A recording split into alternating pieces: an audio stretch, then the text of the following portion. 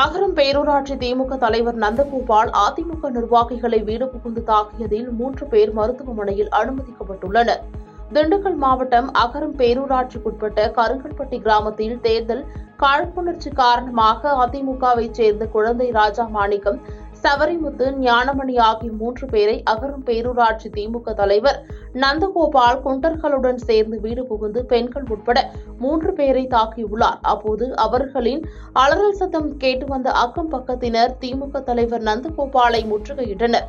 இதனால் திமுக தலைவர் நந்தகோபால் வாகனத்தை எடுத்துக்கொண்டு காரில் ஏறி தப்பிச் சென்றார். இதையடுத்து பாதிக்கப்பட்ட 3 பேரையும் ஊர் பொதுமக்கள் திண்டுக்கல் அரசு மருத்துவக் கல்லூரி மருத்துவமனைக்கு மேல் சிகிச்சைக்காக அனுப்பி வைத்தனர். தேர்தல் காழ்ப்புணர்ச்சி காரணமாக திமுக தலைவர் அதிமுகவினரை தாக்கிய சம்பவம் அப்பகுதியில் பெரும் பரபரப்பையும் அதிர்ச்சியையும் ஏற்படுத்தியுள்ளது.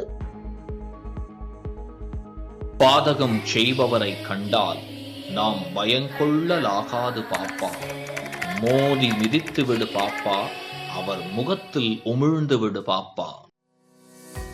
அண்மை செய்திகளை உடனுக்குடன் தெரிந்து கொள்ள இணைந்திருங்கள் இயம்நாடு